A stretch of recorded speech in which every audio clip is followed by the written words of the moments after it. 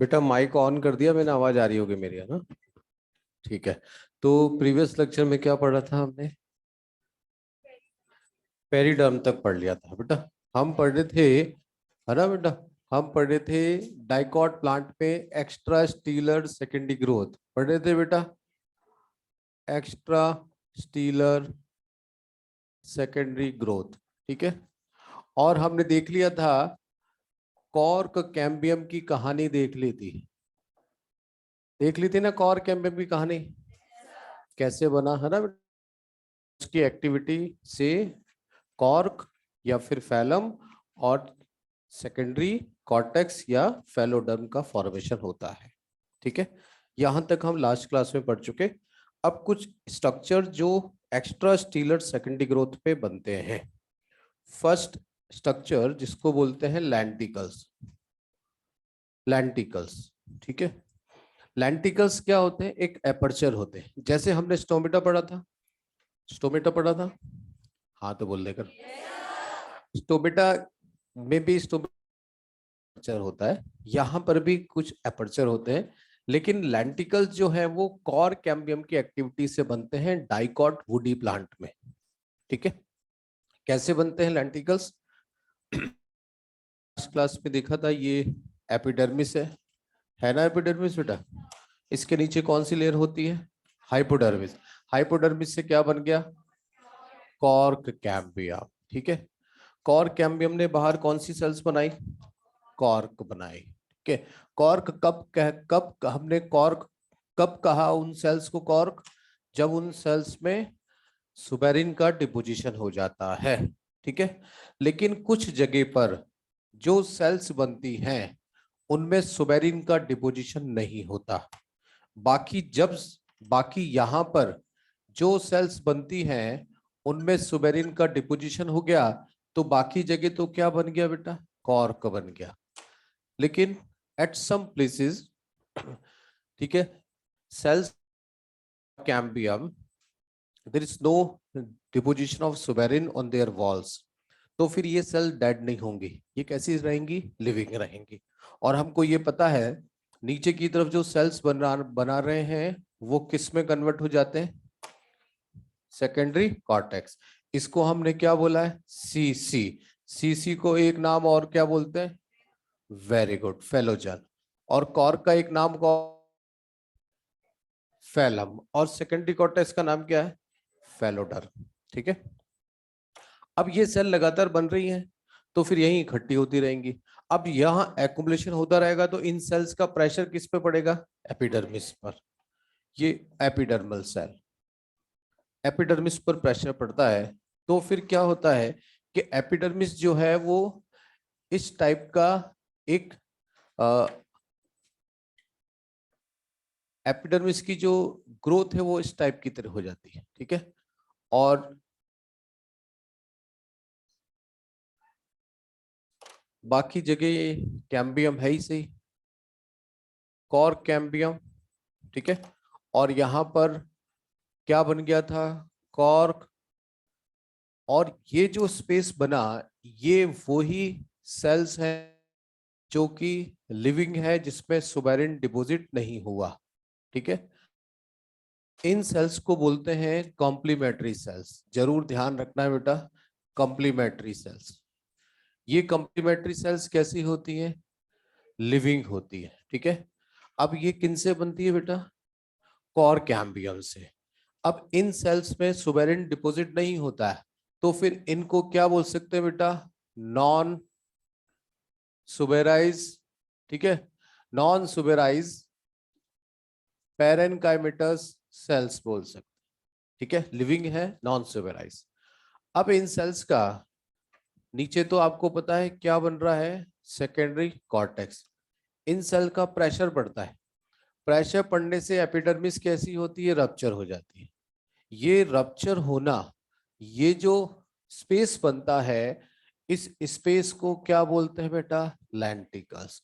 तो लैंटिकल्स जो होते हैं वो एक एपर्चर होते हैं। अब ऐसे एपर्चर होने से क्या हुआ कि ये जो कॉम्प्लीमेंट्री सेल है ये डायरेक्ट एनवायरनमेंट के कांटेक्ट में आ गई, तो फिर यहां से क्या होगा क्या होगा बेटा यहाँ से? Exchange of gases. तो लेंटिकल्स का मेन काम क्या होता है? गैसेस को एक्सचेंज करना। ठीक है, ये बहुत इंपॉर्टेंट फंक्शन है। जब गैसेस एक्सचेंज होगी तो आपको पता है यहाँ से वाटर लॉस भी हो सकता है, तो फिर यहाँ से क्या और हो सकता है बेटा? ट्रांसपिरेशन। लेकिन मेन फंक्शन क्या है? Gases exchange. अब लेंटिकल्स की प्लांट बॉडी को रिक्वायरमेंट क्यों हुई? हमने लास्ट क्लास में देखा था कि ये कोई प्लांट बॉडी है। ठीक है, प्लांट बॉडी में सेंटर रीजन में हर्टवुड बन रही है जो कि देखा था हमने, और बाहर भी बेटा कॉर्क बन गया। तो आपको पता है ये वाला पोर्शन भी कैसा हो गया? डेड हो गया। अब देखो प्लांट बॉडी में अंदर भी डेड और बाहर भी डेड। लिविंग सेल्स हैं, उनको ऑक्सीजन की रिक्वायरमेंट तो है ही सही। तो इन सेल्स की ऑक्सीजन को फुलफिल करने के लिए डिमांड को यहाँ लेंटिकल्स बनते हैं। ठीक है, अगर हमको पता है कि स्टोमेटा का मेन फंक्शन होता है गैसेस एक्सचेंज करना, कहाँ होते हैं? लीफ पर होते हैं। तो लीव से ऑक्सीजन अगर सेल टू सेल ट्रांसपोर्ट होके आएगी तो बहुत देर हो चुकी होगी, इसलिए इनके बीच बीच में जो लिविंग सेल्स हैं उनकी ऑक्सीजन की डिमांड होती है। अगर यहाँ पर ये कॉर कैम्बियम बन गई है, हमने देखा था ये कॉर कैम्बियम है ना बेटा सब जगह, तो लेकिन देखिए यहाँ पर क्या बन गए? Complementary cell. कॉम्प्लीमेंट्री सेल्स बन गए, कॉम्प्लीमेंट्री सेल। अब अपन ये बैटरी सेल तो हमको किसी प्लांट बॉडी में बाहर से देखने से दिख जाएंगी? नहीं दिखेंगी, क्योंकि बेटा यहाँ ये सेल जो होती हैं ये तो पूरा का पूरा क्या? कॉर्क है। लेकिन कॉर्क बहुत अच्छे से बिल्कुल पैक थोड़ी डिपॉजिट होता है, क्योंकि ग्रोथ तो हो ही रही है और सेल डेड होके टूटती रहती है। तो फिर ये वाला पार्ट जो होता है वो पोरेटेड होता है, वो कभी भी किसी गैस की परमिएबिलिटी को नहीं रोकता, तो यहाँ से इजीली गैसेस एक्सचेंज हो सकता है। ठीक है, कभी कभी कुछ प्लांट में सेल न्यू प्लांट को भी डेवलप कर देती है, वेजिटेटिव प्रोपेगेशन भी कर सकती है, क्योंकि बाकी सब जगह डेड सेल्स हैं, ये लिविंग सेल्स होती है, और लिविंग है तो इन्होंने अपनी डिवीजन की एबिलिटी का लॉस नहीं किया हो सकता। तो कभी कभी कुछ प्लांट में इनसे वेजिटेटिव प्रोपेगेशन भी हो सकता है। अपने है, लेकिन अपने को लेंटिकल्स का फंक्शन जरूर ध्यान रखना है। ठीक है, दो बातें हैं। पहला पॉइंट तो ये, lenticels are form due to activity of phellogen, yes और no? Complementary cells are phellogen. ठीक है, अब सेकेंडरी ग्रोथ किन में मिलेगी बेटा? डाइकॉट प्लांट्स में। तो लेंटिकल्स किस में मिलेंगे? डाइकॉट में। ठीक है, लेकिन अगर हम हर्बेशियस और वुडी प्लांट को कंपेयर करें तो हर्बेशियस प्लांट में सेकेंडरी ग्रोथ, तो लेंटिकल्स, वुडी प्लांट में लेंटिकल्स मिलते हैं। ठीक है, लीफ पर कभी भी लेंटिकल्स नहीं होंगे, है ना बेटा? रूट में भी लेंटिकल्स होते हैं, बट लेंटिकल्स का नंबर कम होता है। स्टेम में लेंटिकल्स का नंबर ज्यादा होता है। ठीक है, तो dicot root and dicot stem both जो हैं वो लेंटिकल्स का फॉर्मेशन। ठीक है बेटा,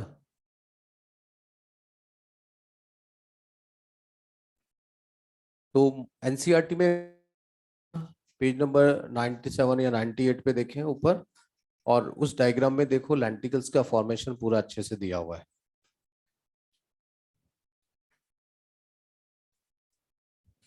तो रूट और स्टेम दोनों में मिलते हैं, लेकिन स्टेम में लेंटिकल्स का नंबर ज्यादा होता है, रूट में कम होता है। अब कुछ और एग्जांपल देखें लेंटिकल्स के। वुडी क्लाइंबर्स, क्लाइंबर्स का मतलब आप जानते हैं ना, क्लाइंबर्स। ठीक है, क्लाइंबर्स जो होते हैं जनरली हर्बेशियस होते हैं, लेकिन कुछ एग्जांपल वुडी क्लाइंबर्स के भी हैं। तो वुडी क्लाइंबर्स में कभी भी लेंटिकल्स नहीं बनते। ठीक है, क्योंकि वहां कॉर कैम्बियम डिफरेंशिएटेड नहीं हो पाती। अब आता है कुछ ऐसे फ्रूट होते हैं जिनकी आउटर वॉल में स्मॉल एपर्चर होते हैं, तो उन एपर्चर से गैसेस एक्सचेंज होता है। तो जिन भी एपर्चर से गैसेस एक्सचेंज होता है लीफ के अलावा, उन एपर्चर हम लेंटिकल्स। तो इसलिए फ्रूट की सरफेस पे भी लेंटिकल्स होते हैं। सिट्रस फ्रूट ऑरेंज है, इनमें लेंटिकल्स मिलते हैं। सोचिए अगर लेंटिकल्स नहीं हो तो उनके अंदर की जो सेल्स है वो लिविंग कैसे रह पाएंगी? अगर उनको ऑक्सीजन नहीं मिलेगी तो उनमें एनारोबिक रेस्पिरेशन के प्रोडक्ट बन जाएंगे, जबकि फ्रूट तो ऐसे नहीं होते। जो फ्रूट जो है शुगर होती है उसमें, और वहाँ जो है कई सारे ऐसे फ्रूट हैं इनकी सरफेस पर ऐसे अपर्चर होते हैं। और इसलिए आपने देखा है कि फार्मर या जो गार्डनर होते हैं वो अनराइप फ्रूट को तोड़ते हैं और उनको न्यूज़पेपर में रब करते हैं, न्यूज़पेपर में पैकिंग करके उनको फिर जो ट्रांसपोर्टेशन करते हैं। कभी भी उनकी पैकिंग पॉलीथीन में नहीं होती क्योंकि गैसेस एक्सचेंज नहीं होगा उससे और फ्रूट सड़ने लग जाएगा। ठीक है, तो कुछ फ्रूट की सरफेस पे भी लेंटिकल्स होते हैं। इसका मतलब ये नहीं है कि फ्रूट में सेकेंडरी ग्रोथ हो रही है। लेंटिकल्स किसके लिए हम बोल रहे हैं? गैसेस एक्सचेंज के लिए। आपने पढ़ा है नुमेटोफोर्स, उनमें छोटे छोटे पोर होते हैं। नुमेथॉड्स, उनको भी क्या नाम दिया था? लेंटिकल्स, क्योंकि उनसे क्या हो रहा था? गैसेस एक्सचेंज हो रहा था। ठीक है, तो ये जरूर ध्यान रखें, मॉडल में जो दिया हुआ है उनको ध्यान रखना है। लीफ में कभी भी लेंटिकल्स नहीं होते। सेकंड स्ट्रक्चर हम पढ़ रहे हैं बेटा बार्क।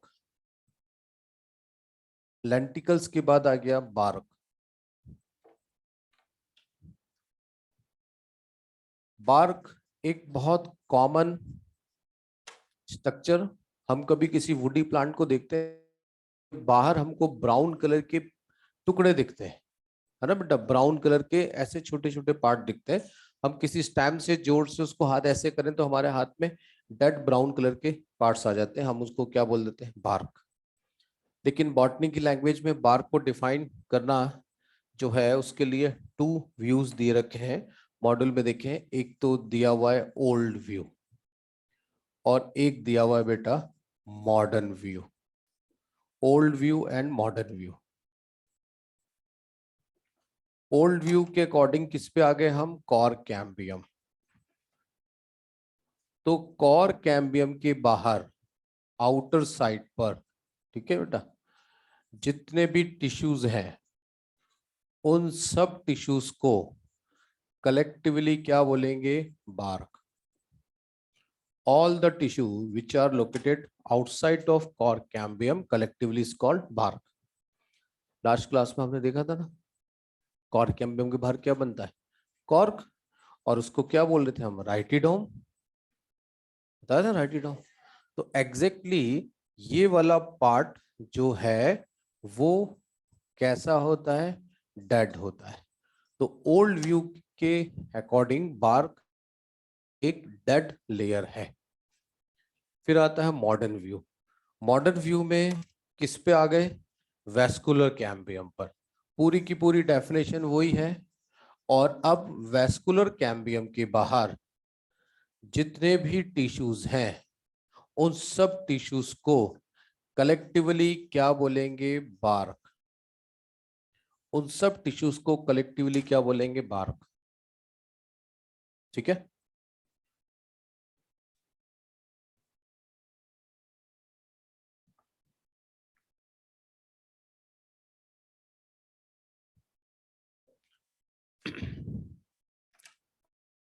क्वेश्चन है और उसमें आप कंफ्यूज हो रहे हैं कि कौन सा व्यू लगाना है, ठीक है, तो फिर आप कौन सा व्यू लगाएंगे? वेरी गुड, छोड़ो कल की बातें, कल की बात पुरानी, नया दौर है, मॉडर्न व्यू, है ना बेटा? अब देखिए हम इसको अप्लाई करते हैं क्योंकि ये ज्यादा डिस्क्रिप्टिव है। यहां देखते हैं वेस्कुलर कैम्बियम के बाहर, देखो बेटा ये वेस्कुलर कैम्बियम है ना, और इसके बाहर क्या मिलेगा? वेरी गुड, यहां पर सेकेंडरी फ्लोएम मिलेगा, है ना बेटा? उसके बाहर मान लीजिए पहली सेकेंडरी ग्रोथ हुई है, उसके बाहर प्राइमरी फ्लोएम, पेरीसाइकिल, उसके बाहर एंडोडर्मिस, उसके बाहर हाइपोडर्मिस, और उसके बाद हाँ जनरल कॉर्टेक्स, हाइपोडर्मिस और एपिडर्मिस। तो ये सब लेयर्स का सीक्वेंस हमको पता होना चाहिए। तो सेकेंडरी फ्लोएम हुआ और वहां हाइपोडर्मिस में क्या बन गई बेटा? Cork cambium. ये लीजिए कॉर कैम्बियम बन गई। कॉर कैम्बियम को हमने क्या लिख दिया? सीसी, है ना बेटा? कॉर कैम्बियम के बाहर क्या बन गया? कॉर्क बन गया। अंदर क्या बन गया? Very good. सेकेंडरी कॉर्टेक्स यानी फेलोडर्म, कॉर्क यानी कॉर्क कैम्बियम यानी वेरी गुड। तीनों लेयर बन गई तो तीनों लेयर को बोलेंगे पेरिडर्म। क्या बोलेंगे? तो पेरिडर्म किसके बाहर मिल रही है? अरे वेस्कुलर कैम्बियम के बाहर मिल रही है। किसके बाहर मिल? Vascular cambium. तो मॉडर्न व्यू में देखो ना क्या लिख रहा है, वेस्कुलर कैम्बियम के बाहर जितने भी टिश्यू उनको क्या बोलेंगे? तो फिर सेकेंडरी फ्लोएम और पेरिडर्म दोनों किसके पार्ट हैं? बार्क के। ठीक है, क्वेश्चन आया हुआ है, जरा मॉड्यूल में पेज चेंज करें, मॉड्यूल में पेज चेंज करें। हाँ आगे, हाँ इसके ऊपर देखें पेज नंबर 252 पे के कुछ पॉइंट डार्क बोल्ड करके लिखे हुए हैं। Second number point, last number देखो, इंपॉर्टेंट मार्क करें, इसको स्टार मार्क करें, क्वेश्चन ओरिएंटेड पॉइंट है। ठीक है, यहां पर तो पेरिडर्म और सेकेंडरी फ्लोएम ही बोला है, लेकिन वैस्कुलर कैम्बियम के बाहर जितने भी टिश्यू हैं वो सब कलेक्टिवली बार्क का ही पार्ट है। ठीक है बेटा, अब सोचिए चाहे हम ओल्ड व्यू देखें चाहे मॉडर्न व्यू, क्या बार्क को एक पर्टिकुलर लेयर के बारे में जाना जाएगा क्या? नहीं, क्योंकि यहाँ बहुत सारे टिश्यू आ गए, यहाँ भी टिश्यू आ गए, किसी भी एक पर्टिकुलर लेयर को बार्क नहीं कहा है। इसलिए बार्क क्या है? एक नॉन टेक्निकल टर्मिनोलॉजी है। मॉड्यूल में और एनसीईआरटी में दोनों में अंडरलाइन करना है, बार्क नॉन टेक्निकल टर्मिनोलॉजी, क्योंकि बार्क को किसी एक पर्टिकुलर लेयर से हम डिफाइन नहीं कर रहे। हमने एपिडर्मिस को बोल दिया आउटर लेयर, उसके नीचे हाइपोडर्मिस बोल दिया, फिर जनरल कॉर्टेक्स, फिर एंडोडर्मिस, पेरिसाइकिल, इन सब लेयर का हमने पर्टिकुलर पोजीशन और नाम दिया है, लेकिन बार्क में कोई एक लेयर तो है ही नहीं। ठीक है, बहुत सारी लेयर्स है, इसलिए बार्क को नॉन टेक्निकली टर्मिनोलॉजी कंसीडर किया है। और देखते हैं, अब 2 टाइप की बार्क होती है बेटा, कोई आजकल ऐसा क्वेश्चन नहीं आता। 1 टाइप होती है, इसको बोलते हैं स्कैली बार्क, दूसरी होती है बेटा रिंग बार्क। स्केल छोटे छोटे पीसेस के लिए बोलते हैं, जब प्लांट में बार्क छोटे छोटे पीसेस के फॉर्म में बनती है तो उसको बोलते हैं scaly bark. Most of the woody plant पे स्कैली बार्क की बनती है। आप किसी भी वुडी ट्री को देखो, बाहर ब्राउन कलर के छोटे छोटे पैचेस, और वो सबसे ज्यादा क्लियर स्कैली बार्क मिलती है गुआवा के प्लांट पे। देखा अमरूद का प्लांट, सब जान लगाते हैं, क्योंकि ज्यादा बड़ा नहीं होता, श्रबी प्लांट होता है। आप उसके स्टेम ब्राउन कलर के पेपर लाइक स्मॉल पीसेस गिरते रहते हैं, आप थोड़ा सा अपना हाथ टच करेंगे आपके हाथ में आ जाएंगे, तो आप उसको देख के आसानी से बार्क देख सकते हैं, सबसे क्लियर बार्क बनती है। अब कभी आप नीम का प्लांट देखें तो उसमें थोड़े पैचेस हार्ड होते हैं, तो मोस्ट ऑफ द प्लांट में पैचेस स्कैली टुकड़े होते हैं, पैचेस होते हैं, इसलिए वो कौन सी बार्क होगी? स्कैली। अब आता है रिंग बार्क। रिंग बार्क में क्या होता है? पूरी प्लांट बॉडी में एक रिंग की तरह बड़े बड़े पीसेस पूरी लेयर्स के फॉर्म में बार्क को बोलते हैं रिंग बार्क। एक कंटिन्यूअस बार्क बनेगी, उसको बोलेंगे रिंग बार्क। कभी आपने यूकेलिप्टस का प्लांट देखा है? नहीं देखा? यूकेलिप्टस को सफेदा बोलते हैं, सफेदा। अच्छा, जिसकी लीफ में विक्स वेपोरब जैसी स्मेल आती है, वो भी नहीं देखा? Vicks Vicks VapoRub, eucalyptus oil सुना है नाम? वो उस ऑयल का ही यूज करते हैं विक्स बनाने में, विक्स वेपोरब। ठीक है, उसमें ग्लैंड्स होती है, उसका ऑयल मेडिसिनल प्रॉपर्टी का होता है। कभी ये देखा बहुत लंबे लंबे प्लांट, उनका स्टेम व्हाइट कलर का होता है? होता है बेटा, बहुत लंबे, बहुत हाइट में। थोड़ी सी अगर हवा आंधी चलती तो सबसे पहले वही प्लांट गिरते हैं, उनको यूकेलिप्टस बोलते हैं बेटा। उन यूकेलिप्टस प्लांट में पूरी एक रिंग की तरह आउटर बार्क रिमूव लेयर, आप देखिएगा कभी आपको दिखे। एनिसेंट टाइम पर एक प्लांट है जिसका नाम शायद मॉडल में लिखा होगा, नहीं है? रिंग बार्क में देखो, भोजपत्र, बैटुला, मिल गया बेटा? भोज इसमें क्या करते थे, इस भोजपत्र के जो प्लांट होते थे ना, उसमें जो बार्क होती थी उसको पेपर की तरह यूज करते थे, उस पर लिखते थे, क्योंकि पहले के टाइम, एंशिएंट टाइम पर तो उस पर लिखते थे, और लिखकर जो है वो ट्रांसलेटर, भोजपत्र, पत्र लिखकर भेजना, यानी जो संदेश होता था वो इस पर लिखकर होता था। ठीक है, तो ऐसे ही एक हिस्टोरिकल बात दी हुई है, तो इसीलिए क्योंकि रिंग बार्क होती है उसमें। ठीक है, कुछ पॉइंट और दिए हुए बेटा। अगर किसी प्लांट बॉडी की बार्क को रिमूव कर देंगे तो क्या होगा, उस प्लांट बॉडी से मैक्सिमम लॉस होता है, और वाटर लॉस होने से वो प्लांट डेड हो जाता है। ठीक है, हमने मॉडर्न व्यू को देखा है, तो मॉडर्न व्यू में बेटा बार्क टू लेयर्स की बनी होती है। एक तो होता है डेड पार्ट, और एक होता है बेटा लिविंग पार्ट। देखो ये रहा, आपको पता है ये वाला पार्ट यहां से यहां कैसा है बेटा, डेड, और ये वाला पार्ट कैसा है, लिविंग। तो फिर ये हो गया आउटर, और ये हो गया बेटा इनर। तो आउटर बार कैसी होती है, डेड, इनर बार कैसी होती है, लिविंग। ठीक है, जिसको हमने राइटिडोम बोला था, याद आ गया, वो एक्चुअल में क्या है, आउटर बार। आउटर बार्क तो कैसी होगी, डेड होगी। तो मॉडर्न व्यू के अकॉर्डिंग बार्क लिविंग और डेड दोनों टिश्यू से मिलकर बनती है। ठीक है, तो बार्क को हटाना, प्लांट बॉडी से वाटर लॉस मैक्सिमम होगा, और due to deficiency of water plant dead हो जाता है। नीचे देखें कुछ डार्क करके पॉइंट लिखे हुए हैं, पेज नंबर 251 पे चल रहे हैं, नीचे मिल गया बेटा। फर्स्ट लिखा हुआ है स्कैली बार्क जो है मोस्ट ऑफ द, और अगर बार्क को रिमूव करेंगे तो सबसे ज्यादा वाटर लॉस होता है। एक पॉइंट और लिखा हुआ है if bark remove in the form of ring girdling. ये आपने फिजियोलॉजी में पढ़ा होगा बेटा, पढ़ा था बेटा, वही गर्डलिंग एक्सपेरिमेंट है, फिर भी मैं आपको बता देता हूं।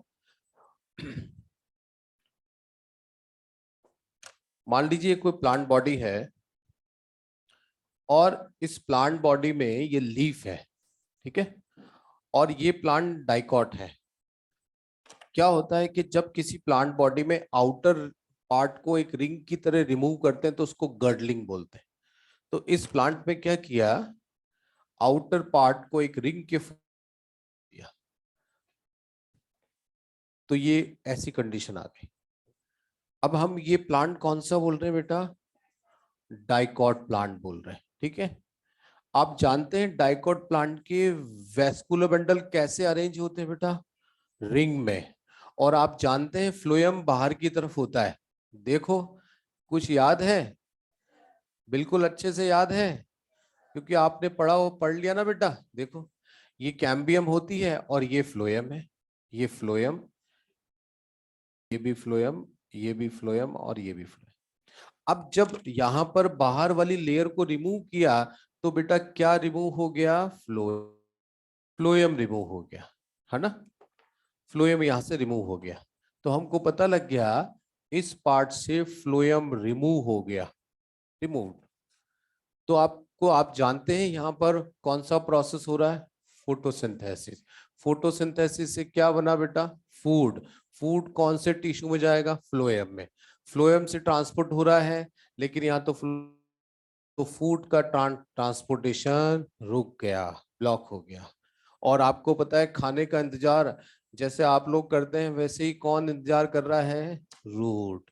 तो रूट तक खाना नहीं पहुंचेगा तो त्राही त्राही मच जाएगी, क्या हो मच जाएगी, त्राही त्राही। वेरी गुड, है ना बेटा। तो फिर ये शीघ्र ही ऊपर पहुंच जाएंगे, है ना, क्योंकि लंबे टाइम तक अगर खाना नहीं मिलेगा तो ऊपर पहुंचना होता है, मतलब मरना होता है। इसलिए पहले कौन ऊपर पहुंचेगा, रूट, है ना बेटा। और उसके बाद तो फिर प्लांट को भी ऊपर पहुंचना ही है। तो थ्योरेटिकल हम बोलते हैं कि पहले रूट डाई हो जाती है ड्यू टू फूड की कमी से। ये भी एक क्वेश्चन आए हुए बेटा, 2 बार आए हुए, तो जरूर ध्यान रखें। अगर ये प्लांट मोनोकॉट होगा तो गर्डलिंग एक्सपेरिमेंट कर सकते हैं क्या, क्यों, वेरी गुड। मोनोकॉट प्लांट में वैस्कुलर बंडल स्कैटर्ड होते हैं, क्योंकि हम अगर यहाँ से फ्लोएम को रिमूव कर दिया तो अंदर भी फ्लोएम है, इसलिए ट्रांसपोर्टेशन होगा। ठीक है, ये बात अलग है, आप इस एक्सपेरिमेंट को थोड़ी देर के लिए रख देंगे तो फिर यहाँ वाला टिश्यू फूल जाता है ना, ये आपको बताया होगा। और जब यहाँ का जो लिक्विड है, यहाँ में जब आप देखते हैं तो थोड़ा लिक्विड निकलता है और उसमें शुगर का कंसंट्रेशन, सुक्रोज का, ये जो experiment path of vascular tissues को डिटरमाइन करने के लिए, लेकिन हमारे एनाटॉमी से रिलेटेड है इसलिए यहाँ लिखा हुआ है ना बेटा। फिर इसी से रिलेटेड एक आता है ग्राफ्टिंग। सुना है ग्राफ्टिंग के बारे में? जब आपने सेक्सुअल रिप्रोडक्शन फ्लावरिंग पढ़ा है तो वहां पर वेजिटेटिव प्रोपेगेशन में नेचुरल तो पढ़ा है, आर्टिफिशियल में हमने ग्राफ्टिंग पढ़ा था। ग्राफ्ट में क्या करता है, क्या करते हैं बेटा, टू प्लांट को फ्यूज करते हैं, उनके पार्ट को, है ना बेटा।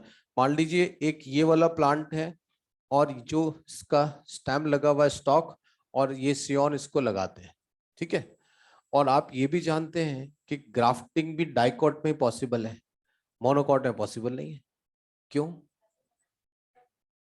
स्कैटर्ड आंसर नहीं आएगा, इसका आंसर आएगा वैस्कुलर बंडल क्लोज टाइप के होते हैं, क्योंकि दोनों को ज्वाइन करने वाला कौन है, कैम्बियम। इसका कैम्बियम और इसका कैम्बियम जब पास पास आते हैं तो कैलस बनता है। कैलस क्या बोलते हैं, अनडिफरेंशिएटेड सेल्स।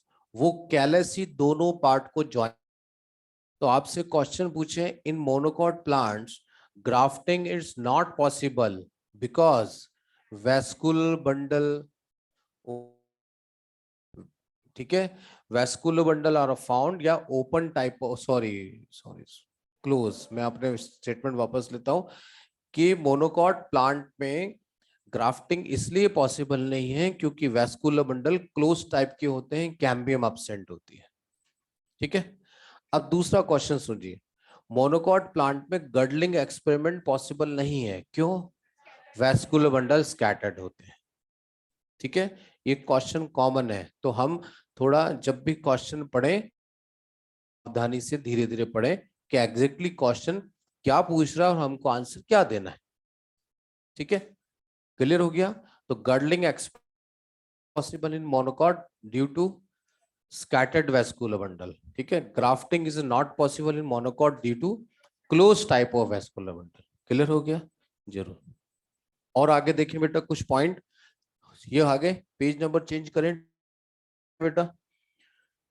हाँ, सबसे फर्स्ट पॉइंट देखें बेटा, इस कंप्लीट, ये तो मैंने बता ही दिया। अब आपको पता है बेटा अर्ली सीजन कौन सा होता है? Spring season. स्प्रिंग सीजन तो प्लांट के लिए, ठीक है बेटा। तो फिर फेवरेबल है तो बार्क भी कैसी बनेगी, सॉफ्ट बनेगी। लेकिन जब दूसरा सीजन कौन सा आता है, ऑटम, बाद में आता है, तो उस टाइम पर बार्क कैसी बनेगी, हार्ड बनेगी। तो देखो ये लाइन एनसीईआरटी में लिखी हुई है। अब देखो एनसीईआरटी ने इस लाइन से कॉर कैम्बियम की एक्टिविटी और वेस्कुलर कैम्बियम की एक्टिविटी के बारे में बताया, केवल इस लाइन से। ठीक है, पढ़ लिया, ये सब एनसीईआरटी की लाइन है। तो हमने बार्क और कैम्बियम और लैंटिकल्स, कॉर कैम्बियम, इनके बारे में पूरा पढ़ लिया है।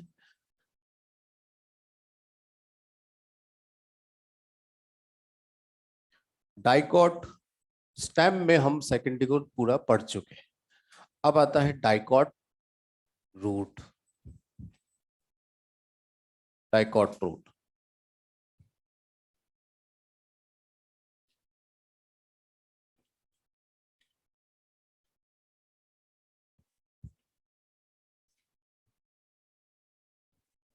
डाइकॉट रूट, तो secondary growth in dicot root. ठीक है बेटा, डाइकॉट रूट में हम फर्स्ट कौन सी सेकेंडरी ग्रोथ पढ़ेंगे, stelar secondary growth. Stelar secondary growth में हमको पता है किसका फॉर्मेशन होता है, वैस्कुलर कैम्बियम का फॉर्मेशन होगा।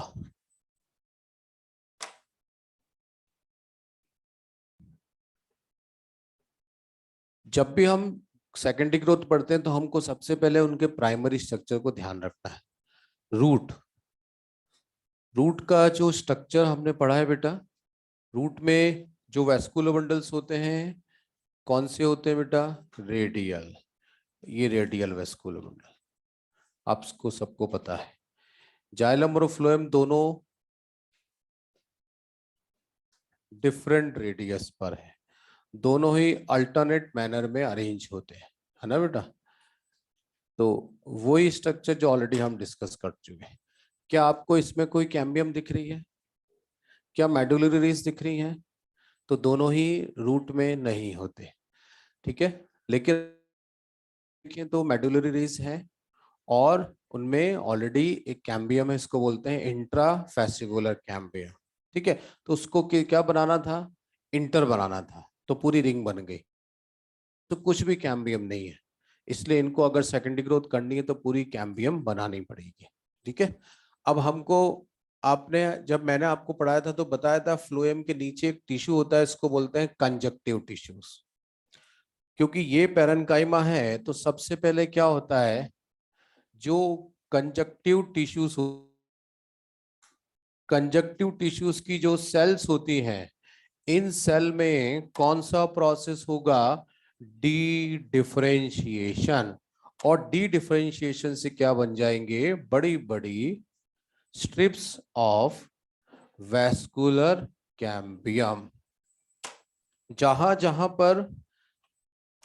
जहां पर कंजक्टिव टिश्यू है वहां की सेल्स मेरिस्टेमेटिक हो गई और एक आर्क लाइक छोटे छोटे मतलब बड़े बड़े सेगमेंट बना दिए। देखिए ये वेस्कुलर कैम्बियम के स्ट्रिप्स बना दिए। तो देखिए डाइकॉट रूट में पहले से ही कोई कैम्बियम नहीं होती और यहां पर कैम्बियम बनती है जब सेकेंडरी ग्रोथ करनी होती है, ठीक है। अब देखो रिंग की जरूरत है पूरी, लेकिन पूरी रिंग नहीं बनी, अभी कंटिन्यूस रिंग नहीं है, इस जगह नहीं बना, यहाँ यहाँ और यहाँ नहीं बना। प्रोटोजाइलम के सामने वाला पार्ट में कैम्बियम नहीं बना क्योंकि यहाँ कौन सा टिश्यू नहीं है? कंजक्टिव टिश्यू नहीं है। तो फिर प्रोटोजाइलम के सामने जो पेरिसाइकिल सेल्स है ना, उनसे छोटे छोटे पार्ट्स जो रह जाते हैं कैम्बियम के वो बनते हैं। तो फिर हम देख सकते हैं पेरिसाइकिल, पेरिसाइकिल सेल कौन सी बेटा? Which is opposite to protoxylem, protoxylem के सामने वाली सेल्स, ठीक है। और इन सेल्स में भी कौन सा प्रोसेस हुआ? D differentiation. और अब स्मॉल पीसेस या small strips of vascular cambium का फॉर्मेशन हो गया, ठीक है। अब देखें ये दोनों मिलकर इन्होंने क्या बना दिया? Complete ring of vascular cambium. हमको तो यही बात देखनी है, बाकी एक्टिविटी तो सेम स्टेम के वेस्कुलर कैम्बियम की तरह है ना बेटा? अब देखिए इसकी ओरिजिन को हम क्या बोलेंगे? कंप्लीट सेकेंडरी बोलेंगे। जरूर ध्यान रखें, यहां लिख रहा हूं इसकी जो ओरिजिन है वो कैसी है बेटा? Completely secondary.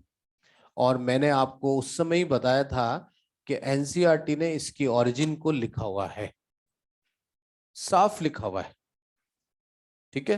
तो डाइकॉट रूट में वेस्कुलर कैम्बियम कंप्लीट होता है सेकेंडरी ओरिजिन में, जबकि डाइकॉट स्टेम में वेस्कुलर कैम्बियम की ओरिजिन कंप्लीटली सेकेंडरी नहीं होती।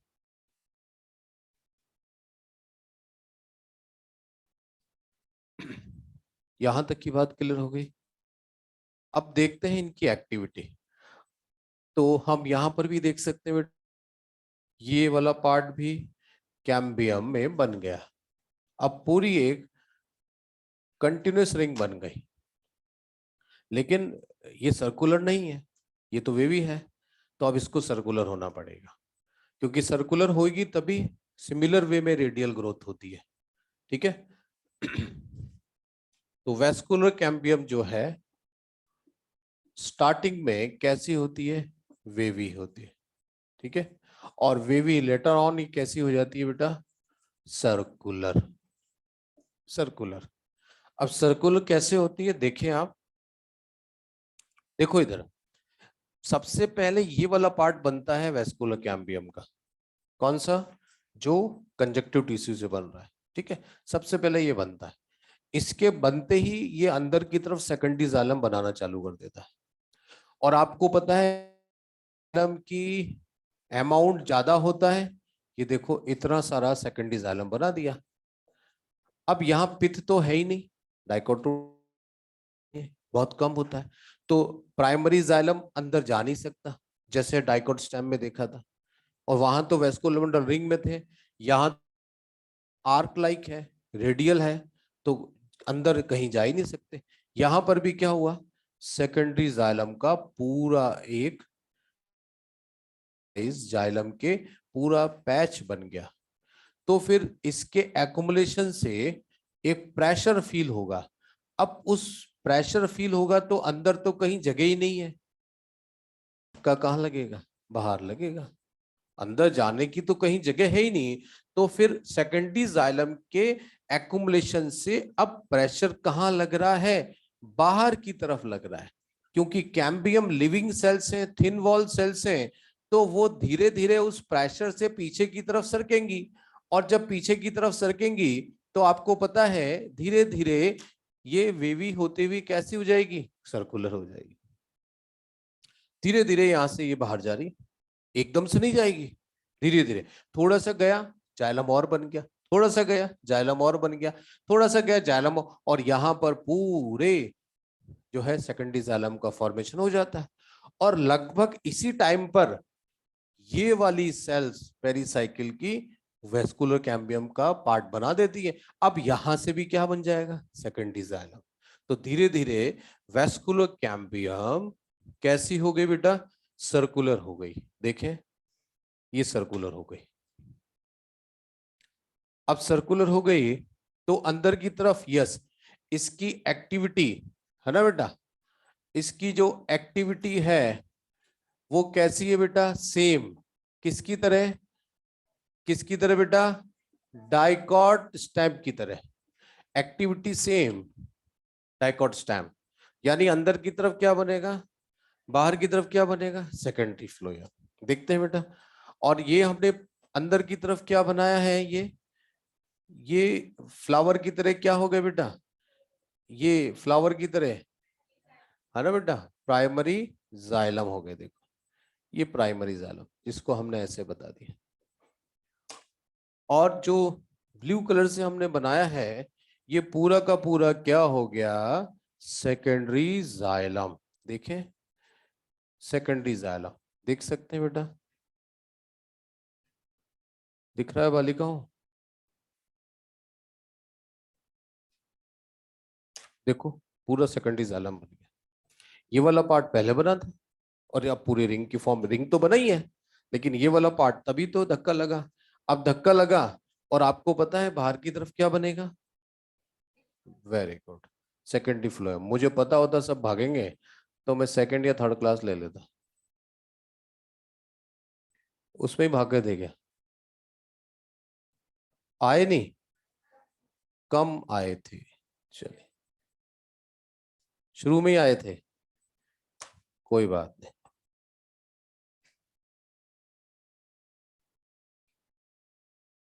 टेस्ट तो एक पार्ट होता है बेटा, क्लास मिस नहीं करनी चाहिए। देखो सेकेंडरी फ्लोएम बन गया, हाँ तो बोल दो, वेरी गुड। अब धक्का लगा तो प्राइमरी फ्लोएम कहाँ चला गया, ये देखो, ये गोले गोले किसको बता रहे हैं हम, प्राइमरी फ्लोएम। ठीक है, तो फिर अब ये वाली लेयर हम बना देते हैं। तो आप सबको दिख रहा है कि डायमीटर बढ़ गया, पहले कितना था और अब कितना हो गया। ठीक है, नाम लिख सकते हैं, लिख सकते हैं आप, मुझे ऐसा विश्वास है ना। लेकिन उसके पहले हम कुछ बात और देखेंगे। डाइकॉट रूट में कोई मेडुलरी रिस नहीं थी, लेकिन ड्यूरिंग सेकेंडरी ग्रोथ है ना बेटा, two type of medullary rays are formed in dicot root. First type of medullary rays is called primary medullary rays, and second is called secondary medullary rays. NCERT में कुछ नहीं दिया हुआ, ठीक है। सेकेंडरी ग्रोथ डाइकॉट रूट में जब होती है तो टू टाइप की मेडुलरी रेज बनती है, एक को प्राइमरी बोलते हैं, एक को सेकेंडरी बोलते हैं। यहां प्राइमरी और सेकेंडरी ओरिजिन के बेसिस पर नहीं बोल रहे, क्योंकि ओरिजिन तो इनकी हमेशा, यस, इनकी ओरिजिन तो हमेशा क्या रहेगा बेटा, सेकेंडरी, क्योंकि ये बाद में बन रही है। अब प्राइमरी जो है हमने क्या क्यों बोला है, देखिए ये वाला पार्ट मार्कर से बता रहा हूं, कौन सी सेल से बना है, यस बेटा, पेरीसाइकिल से। तो part of the vascular cambium which is develop from pericycle cell, इनसे बनने वाली मेडुलरी रेस को हम क्या बोलेंगे, प्राइमरी। पी से प्राइमरी और पी से पेरीसाइकिल। अब डिफरेंस क्या होता है यहां पर, यही आएगा ना वो वाला पार्ट। ये जो मेडुलरी रेस बनी है, ये मल्टी लेयर होती है। देखो मल्टी लेयर का मतलब हो गया मल्टी सेरिएट, है ना बेटा। देखो एक लेयर से ज्यादा, ये वाले, केवल यही डिफरेंस होता है मल्टी लेयर। और बाकी जो वेस्कुलर कैम्बियम का पार्ट है, इनसे बनने वाली मेडुलरी रेस एक सिंगल लेयर के फॉर्म में होंगी। आपको शायद समझ में आ गया होगा। और वैसे भी आपके नीट में कोई क्वेश्चन पूछने वाला नहीं है कि टू कितने टाइप की मेडुलरीज बनती हैं डाइकोट और मोनोकोट में, साफ दिख रहा है आपको, ठीक है। तो ये कैसी होगी बेटा, medullary rays multi layer, multi seriate बोल सकते हैं, और ये यूनिसेरेट, केवल ये डिफरेंस। काम इनका क्या है, radial conduction of food and water, इसी को तो हम क्या बोल रहे हैं, रे पैरेन्काइमा, ठीक है। नाम लिख सकते हैं, यस बोलते जाएं। ये क्या है, primary phloem, green colour secondary phloem, है ना, सेकेंडरी जाइलम, है ना बेटा। अंदर ये फ्लावर प्राइमरी जाइलम, है ना बेटा। ये वाली medullary race primary, yes, medullary race. और ये वाली मेडुलरी रेस बेटा सेकेंडरी मेडुलरी रे, ठीक है। आ गया सब। हाँ वो रेड कलर से आप बहुत अच्छे से समझ गए हैं, वीसी वेस्कुलर कैम्बियम, ठीक है।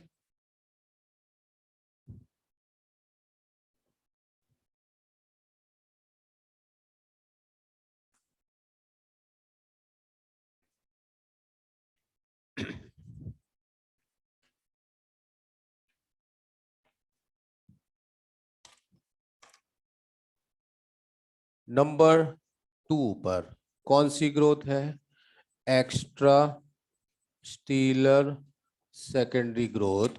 और इसमें कौन बनेगा, कॉर्क कैम्बियम बनेगी, कॉर्क कैम्बियम।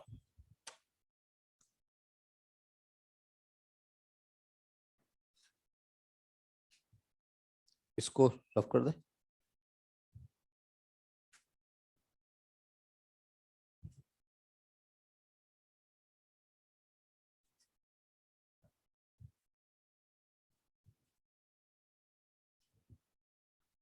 अब यहां पर क्या हाइपोडर्मिस है क्या, नहीं है, ठीक है। तो फिर यहाँ सबसे ज्यादा एक्टिव सेल कौन सी है, पेरीसाइकिल। तो फिर एक्स्ट्रा स्टीलर रीजन में जो पेरीसाइकिल सेल्स होती हैं, उनमें ही क्या होता है, होता है, और उससे ही क्या बन जाती है, कॉर्क कैम्बियम बन जाती है। ये लीजिए, अब कॉर्क कैम्बियम बन गई, तो फिर बाहर की तरफ क्या बनेगा, वेरी गुड, है ना। हाँ तो बोल दो। और अंदर की तरफ क्या बनेगा, बात समझ में आ गई, वेरी गुड। आज नवरात्रि स्थापना है बेटा, हाँ। न्यू ईयर भी है आज, happy new year. Thank you very much, thank you very much. और इस नए साल में आप जरूर डॉक्टर बने, और डॉक्टर बन के हमको भी याद रखें और कुछ गरीबों का भी उद्धार करें।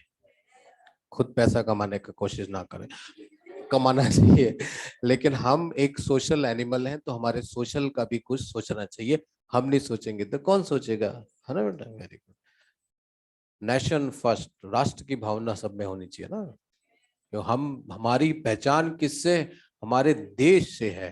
कहीं बाहर जाते हैं तो क्या बोलते हैं, ये इंडियन है, ये थोड़ी बोलते हैं ये ब्राह्मण है और ये और वो है, थोड़ी बोलते हैं। क्या बोलते हैं? इंडियन। Very good. तो क्या पढ़ रहे थे हम? Core camp.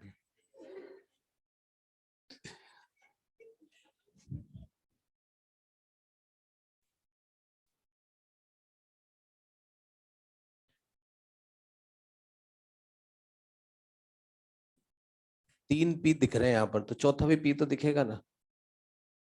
Phellum, phellogen, phelloderm, तो फिर चौथा पी कौन सा? पेरिटर।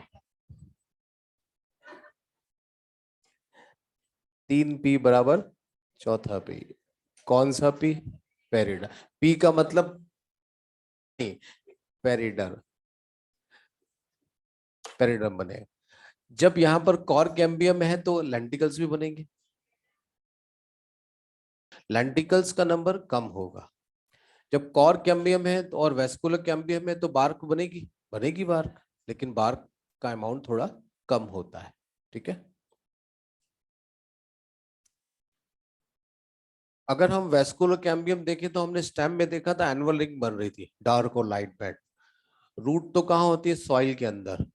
अब अंदर क्या गर्मी और क्या सर्दी अंदर क्या गर्मी और क्या सर्दी, है ना? पता ही नहीं पड़ेगा कुछ। तो फिर एनवायरमेंटल फैक्टर का इफेक्ट नहीं होगा होगा तो एनुअल रिंग जनरली नहीं बनती।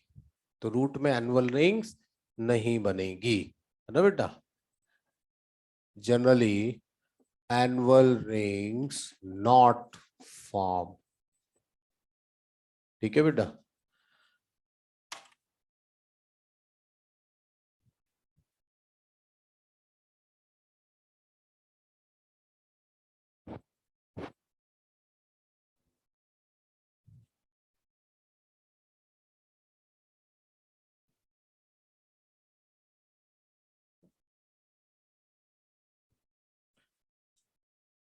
युद्ध में बचने के लिए लोग बंकर में घुस जाते हैं।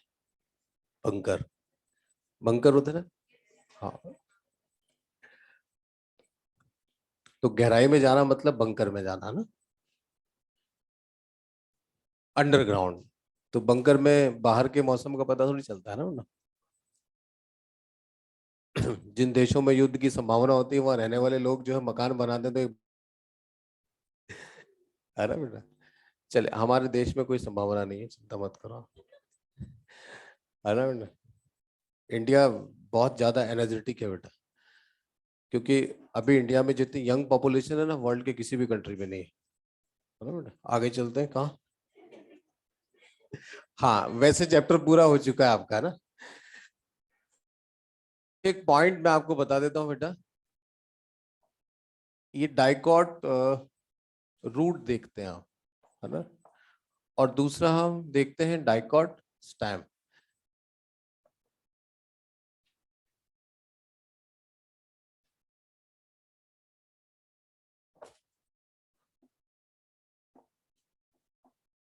Dicot stem, extra stelar secondary growth देखते हैं बेटा, है ना?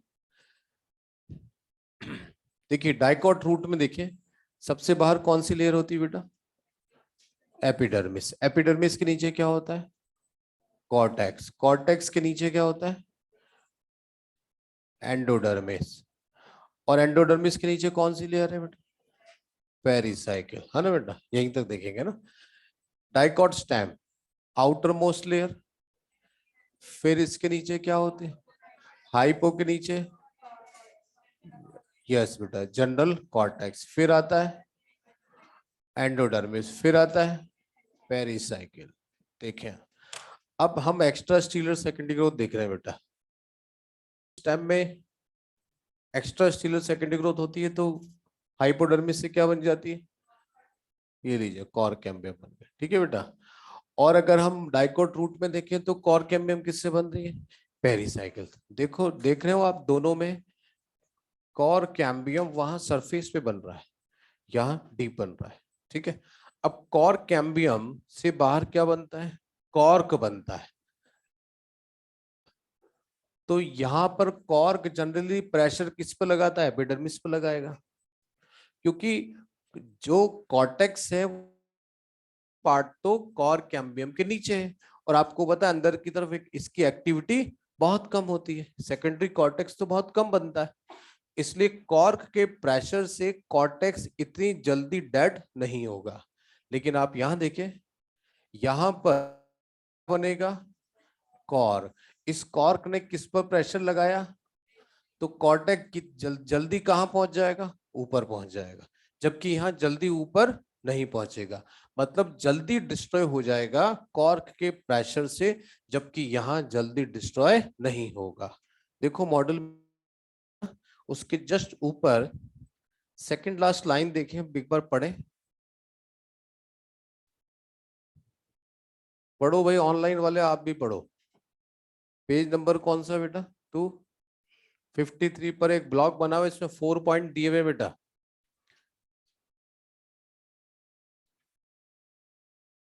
ठीक है, उस लाइन को पढ़ो, लिखा हुआ है, क्लियर हो गया। चलिए, सबको क्लियर हो गया। अब देखिए डाइकॉट रूट और डाइकॉट रूट और सॉरी और मोनोकॉट रूट, दोनों के स्ट्रक्चर लगभग सेम है, लेकिन डाइकॉट रूट ने सेकेंडरी ग्रोथ करी, मोनोकॉट रूट ने सेकेंडरी ग्रोथ नहीं करी। क्यों नहीं करी भाई, क्योंकि मोनोकॉट स्टेम में सेकेंडरी ग्रोथ नहीं हो रही है ना बेटा, वहां डाइकॉट स्टेम में हो रही है तो डाइकॉट रूट को भी करनी पड़ी, क्योंकि सॉइल के नीचे रूट है, सॉइल के ऊपर स्टेम है। डाइकॉट में अगर सॉइल के ऊपर वाली बॉडी हैवी हो रही है और रूट जो है वो पतली रह जाएंगी, तो उस हैवी बॉडी को संभालेगा कौन, वो तो गिर जाएंगे। तो सपोर्ट देने के लिए डाइकॉट रूट को सेकेंडरी ग्रोथ करनी पड़ती है। और देखिए हम, जब डाइकॉट स्टेम में ग्रोथ हो रही है तो बॉडी एनलार्ज हो रही है, वॉल्यूम बढ़ रहा है, मास बढ़ रहा है, तो वाटर की डिमांड बढ़ रही है, तो ज्यादा वाटर एब्जॉर्ब करने के लिए रूट को भी अपने आप को बड़ा करना पड़ेगा। ठीक है, क्लियर हो गया। रूट में कोई भी मेडुलरीज हमेशा ओरिजिन में कैसी होगी, सेकेंडरी। सारे पॉइंट्स आपको बता दिए, क्लियर हो गया। ये यहाँ पर चैप्टर फिनिश हो गया। आगे देखें, स्टील लगा हुआ है। स्टील के बारे में मैंने आपको उस समय बताया था, आपको ध्यान रखना, स्टील बोले तो प्लांट बॉडी का सेंटर पार्ट, जो कौन कौन मिलकर बनाता है, पेरिसाइकिल, वेस्कुलर बंडल, मेडुलरीज और पिथ। अब डाइकॉट रूट और डाइकॉट स्टेम और मोनोकॉट रूट, इन सब का स्टील वाला पार्ट आपको ध्यान रखना है। ठीक है, मोनोकॉट स्टेम के लिए तो स्टील होता ही नहीं है, क्योंकि वहां ग्राउंड टिश्यू नॉट डिफरेंशिएटेड। अब पेरिसाइकिल किससे घिरा रहता है, एंडोडर्मिस से। तो हम एक्चुअल डेफिनेशन क्या बोलेंगे, centre part of the plant body which is surrounded by endodermis is called steel. Steel सबसे पहले बने किसमें, जिनमें वेस्कुलर बंडल बने। वेस्कुलर बंडल सबसे पहले किसमें बने, टेरिडोफाइटा। तो टेरिडोफाइटा में स्टील का डेवलपमेंट एक सीक्वेंस में हुआ, और इसके बाद कौन आ गया, जिम्नो, फिर एनजीओ। एनजीओ में कौन है, डाइकॉट और मोनोकॉट। आप जानते हैं एडवांस कौन है, मोनोकॉट। तो मोनोकॉट का स्टील सबसे ज्यादा एडवांस होगा। पढ़ा था ना हमने, वेस्कुलर स्कैटर्ड है, ग्राउंड टिश्यू डिफरेंशिएटेड नहीं है, वो सब उसका स्टील का पार्ट है। अब स्टील का एवोल्यूशन और स्टील का डेवलपमेंट अपने सिलेबस में नहीं है, इसलिए ज्यादा टेंशन ना करें। आपको तो ये ध्यान रखना है स्टील में कौन कौन सी लेयर आती है, उनके नाम, रूट में और स्टेम में, वो ध्यान रखें। किस साइंटिस्ट ने नाम दिया, देखें एक बार, पढ़ें तो सही। वान, हाँ ताइगम है ना, वान ताइगम। लिखा रहने दो इसको, आगे बढ़ो। कोई नहीं पूछता, वंस अपॉन ए टाइम एक बार क्वेश्चन आते थे, मतलब पहले जब स्टेट पीएमटी में स्टील का एवोल्यूशन टॉपिक इंक्लूड था तब ये आते थे। अब कुछ पॉइंट दिए हुए बेटा, कौन सी बॉल किससे बनी, कौन सा बैट किससे बना, छोड़े, अपन को खेलना ही नहीं है तो क्या मतलब, अभी तो पढ़ना है ना बेटा, आगे बढ़ते जाओ। अब यहाँ पर एक पॉइंट नंबर 10 को देखें जरा, क्योंकि हम बार बार लिग्निन पढ़ रहे हैं, जाइलम पढ़ रहे हैं, फ्लोएम पढ़ रहे हैं, तो स्टैनिंग ना हम उनकी स्टडी नहीं करते, तो जनरल नॉलेज आपको होनी चाहिए लिग्निन को कौन स्टैंड करता है, फ्लोएम को कौन स्टैंड करता है, इसको टिक करें, बाकी कोई पॉइंट इंपॉर्टेंट नहीं है। ठीक है, एक और देखो ट्रांजिशन दिया हुआ है, क्योंकि आपको पता है रूट के वेस्कुलर बंडल होते हैं एक्सार्च, स्टेम के होते हैं एंडार। तो आपने डाइकॉट एम्ब्रियो का स्ट्रक्चर पढ़ा, उसमें हाइपोकोटाइल होता है, एपिकोटाइल होता है, रेटिकल होता है और लिम्यूल होता है। तो एग्जैक्टली क्या मानते हैं कि हाइपोकोटाइल वाला वो रीजन होता है जहां पर एक्सार्च वेस्कुलर बंडल से एंडार्क में चेंज कन्वर्जन हो जाता है। कन्वर्जन तो हमेशा एक बार होता ही नहीं है, बीच में कौन सी स्टेट आती है, ट्रांजिशन स्टेट। तो वो एक लिखा हुआ है, इसको समझने के लिए जो थ्योरीज हैं वो सब पोस्ट ग्रेजुएशन क्लासेस में पढ़ते हैं, इसलिए आपके काम की नहीं, छोड़े आगे चले। किसी टाइम किसी जमाने में एक बार क्वेश्चन आया था, वो पॉइंट डाल रखा है ना बेटा। तो ये सारा पोर्शन हो गया। तो अगर कोई क्वेश्चन पूछना आपको तो पूछ सकते हैं, और आपका जो सिलेबस है वो कंप्लीट हो गया है ना बेटा। ये ऑनलाइन में उस दिन जो है इनका फ्लोएम का थोड़ा सा पार्ट छूटा हुआ है, लगातार मैसेज वही आ रहा है कि सर वो कब कराएंगे कब कराएंगे। बेटा मैं आज ही कराऊंगा, मैं जब तक नहीं जाऊंगा जब तक आपको नहीं कराऊंगा ना, मतलब बिना कराए नहीं जाऊंगा ना। हाँ जी, आप बताएं, कोई क्वेश्चन पूछना है, कोई प्रश्न पूछना है, कोई इंक्वायरी, कोई परेशानी, कोई प्रॉब्लम, कोई समस्या? वेरी गुड, कितना अच्छा है, मैंने आपको पढ़ाया तो कोई समस्या ही नहीं आई। वेरी गुड, मतलब आपको सब समझ में आ गया बेटा। चलिए, मतलब मैंने अच्छा पढ़ाया ना। चलिए, तो क्वेश्चन करे ही नहीं होंगे मुझे लगता है, कर लिए? अच्छा ठीक है, आधे आए, आधे के, अच्छा पूरे कर लीजिएगा, पूछ लेना आप मेरे से ना। तो मैं आपको मेरा कांटेक्ट नंबर भी दे देता हूँ, ऑनलाइन वाले भी चाहें तो नोट कर सकते हैं। कोई समस्या हो तो आप मेरे से पूछ सकते हैं, ठीक है। अब एक छोटा सा चैप्टर पढ़ाने के लिए मुझे कहा गया था और मैं आ गया था ना बेटा, मैंने मना नहीं करा, नहीं मैं चैप्टर नहीं पढ़ाऊंगा। क्योंकि एनाटॉमी को पढ़ाने वाले कभी कभी कुछ टीचर मना कर देते, नहीं खाली एनाटॉमी पढ़ाने नहीं जाएंगे, बच्चों को समझ में नहीं आएगी तो क्या बोलेंगे, बच्चे बोल देंगे हमको तो समझ में नहीं आ रहा, बोल सकते हैं ना बेटा। तो कई चैप्टर ऐसे होते हैं जिसमें हमको याद रखने का मैटर ज्यादा है, तो हम उसको उसको नेगेटिव अप्रोच से ना लें, है ना बेटा। जैसे आप मॉर्फोलॉजी को देखते हो, डाइवर्सिटी को देखते हो, इनको हम अपने सिलेबस से अलग नहीं कर सकते, इनका भी वही इंपॉर्टेंस है जो मॉलिक्यूलर बायोलॉजी का है। डाइवर्सिटी से भी 10 क्वेश्चन आते ही हैं, मॉर्फोलॉजी से भी 4 या 5 क्वेश्चन आते हैं, एनाटॉमी से भी 4 या 5 क्वेश्चन आते हैं। अब मॉर्फोलॉजी एनाटॉमी को जोड़ के देखो, उतनी ही वैल्यूएशन आ रही है ना बेटा। तो क्लासिकल बॉटनी जो है वो हम उसको अलग नहीं कर सकते कॉम्पिटिटिव एग्जाम से, ठीक है। पहले के कंपैरेटिवली तो क्लासिकल जो चैप्टर्स है उनका जो रेशियो है या उसका जो पार्ट है वो कम हो गया, लेकिन इससे कम नहीं कर सकते। तो कोई भी चैप्टर है वो इक्वल है, जैसे आप बोलते हो हर एक क्वेश्चन के मार्क्स इक्वल है, इसलिए आप हर चैप्टर को पढ़ें, ठीक है। लेकिन जैसा मैंने आपको फ्लो चार्ट बना के पढ़ाया है उस मेथड को आप फॉलो करें, उनसे आपको अच्छा याद रख और उनको याद रखने में आसानी रहेगी। अब ये ध्यान रखें कौन कौन से चैप्टर आपस में इंटरलिंक्ड हैं। फॉर एग्जाम्पल जब भी आप फिजियोलॉजी पढ़ें तो पहले आप एनाटॉमी पढ़ लें, क्योंकि फोटोसिंथेसिस में पूरा लीफ का स्ट्रक्चर आता है ना बेटा। फिर आपने वहां पर C3 C4 प्लांट में लीफ के बारे में आ गया, फिर वाटर ट्रांसपोर्टेशन में आपको रूट की एनाटॉमी आ जाती है, ठीक है, जाइलम फ्लोएम के बारे में आ जाता है, तो ये सब रिलेटेड है। फिर इकोलॉजी में भी कुछ एनाटॉमिकल एडेप्टेशन आते हैं, मॉर्फोलॉजिकल एडेप्टेशन आते हैं। तो सब चीजों को आप साथ में, बॉटनी का आपका सिलेबस हो गया, आप सबको साथ में लेके चले, साथ में लेके चलेंगे तो आपके लिए फायदा होगा। कोई चैप्टर आप पढ़ रहे हैं उसमें कोई पिछला चैप्टर का कोई वर्ड आ गया तो आप वहां भी देखिए वहां क्या था और यहाँ क्या है, ठीक है। तो थैंक यू वेरी मच, आपको मैंने पढ़ाया मुझे बहुत अच्छा लगा, क्योंकि आप बहुत सिंसियर हैं और मैं आप जल्दी जाएंगे तो मैं 15 मिनट उनको पढ़ा देता हूँ, या आप यहीं बैठे रहेंगे? जाएंगे।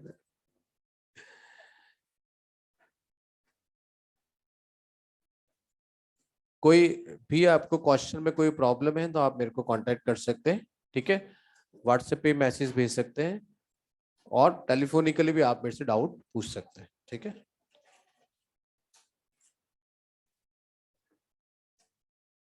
एग्जाम डेट आ गई है आपकी और आप अच्छे से तैयारी करें।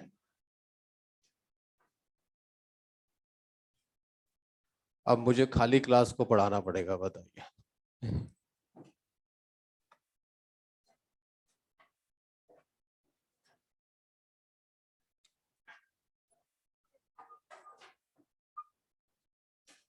बिल्कुल मैं समझाऊंगा बेटा, कहीं नहीं, मैं यही हूँ ना बेटा। जाओ बेटा, जल्दबाजी नहीं करना, आप सारे बर्तन भांडे भी लेके जाना बेटा।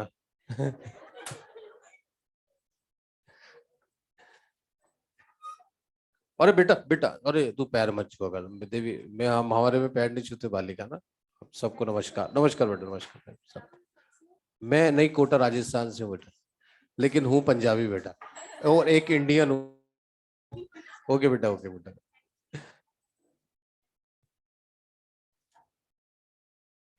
ओके बेटा, ओके बाय। ओके बेटा बाय। मेरा नाम तो याद। Very good, very. ओके बेटा, ओके, हाँ बेटा। ऑनलाइन। हाँ हाँ हाँ। फ्लोएम देख लेना आप, है ना? फ्लोएम का पार्ट है बेटा। फोटो, चलो यहीं बैठे हैं।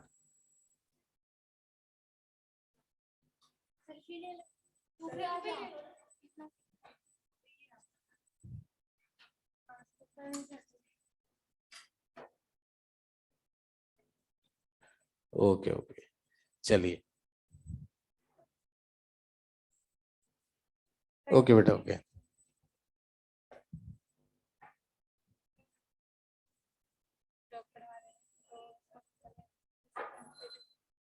कोई प्रॉब्लम नहीं, एनसीईआरटी के कंटेंट को अच्छे से याद रखना ना बेटा। देखो मॉड्यूल में कोई एक्स्ट्रा नहीं है, पहली बात तो ये है ना। अपन एनसीईआरटी का कंटेंट, अगर आप एनसीईआरटी का कंटेंट याद रखने में आपको आसानी है तो आप वो याद रख लो, कोई दिक्कत नहीं, ठीक है?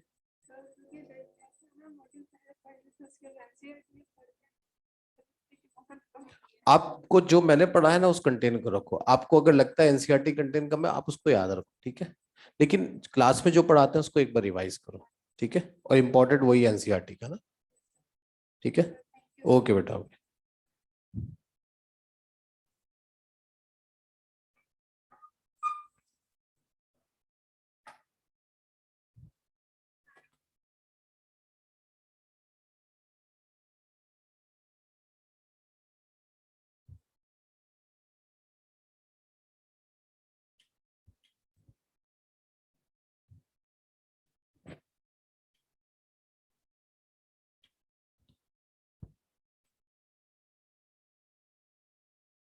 हमने लास्ट क्लास में जो आपका छूटा था वो हम फ्लोएम टिश्यू पढ़ रहे थे बेटा। फ्लोएम के हमने पढ़े थे बेटा, 4 कंपोनेंट होते हैं। फर्स्ट जो कंपोनेंट था उसको बोलते हैं सीव ट्यूब। सेकेंड कंपोनेंट को हम बोलते हैं कंपेनियन सेल्स। थर्ड कंपोनेंट को बोलते हैं फ्लोएम पैरेन्काइमा। फोर्थ को बोलते हैं फ्लोएम फाइबर, ठीक है? और वैसे आपका सीव ट्यूब वाला पोर्शन पूरा हो गया था, फिर भी हम देखते हैं सीव ट्यूब। तो हम फर्स्ट एलिमेंट देख रहे हैं बेटा, सीव ट्यूब। सीव ट्यूब जो है वो इलोंगेटेड सेल्स से मिलकर बनती है। ये सेल्स, इसको हम बोलते हैं एक सीव सेल। इन सेल्स के एंड पर, यहां पर पोर एरिया मिलता है, ऑब्लिक सेप्टा होता है। ऑब्लिक सेप्टा को हम यहाँ पर इसके एंड पर सेप्टा होता है, वहां बहुत सारे पोर हैं, ठीक है? और ये एक सिंगल सेल है। ऐसी बहुत सारी सेल अपने एंड से कनेक्टेड होती जाती हैं और इनके कनेक्शन से इनके फ्यूजन से किसका फॉर्मेशन हो जाता है बेटा, सीव ट्यूब का। तो ये एक सीव ट्यूब बन गई, किसमें बनती है, एंजियोस्पर्म में।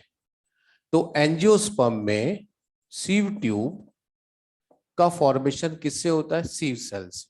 ये एक जो सेल है इसको हम बोलते हैं सीव सेल या फिर सीव ट्यूब एलिमेंट, ठीक है। और ये फ्लोएम का मेन कंपोनेंट होता है जो कि पूरी प्लांट बॉडी में वर्टिकली अरेंज है। सीव सेल्स को हम क्या मानते हैं, लिविंग है। हर एक सीव सेल कैसी है, इलोंगेटेड है। इलोंगेटेड को हम क्या बोल सकते हैं, ट्यूब लाइक। ट्यूब लाइक है या फिर हम इसको इलोंगेटेड बोल सकते हैं, ठीक है। इनके जो एंड होते हैं उस पर क्या होता है, ऑब्लिक सेप्टा होता है। ऑब्लिक सेप्टा होता है। ऑब्लिक सेप्टा पर पोर प्रेजेंट होते हैं, ठीक है। उन पोर को हम क्या बोलते हैं, सीव पोर। पोर प्रेजेंट होते हैं।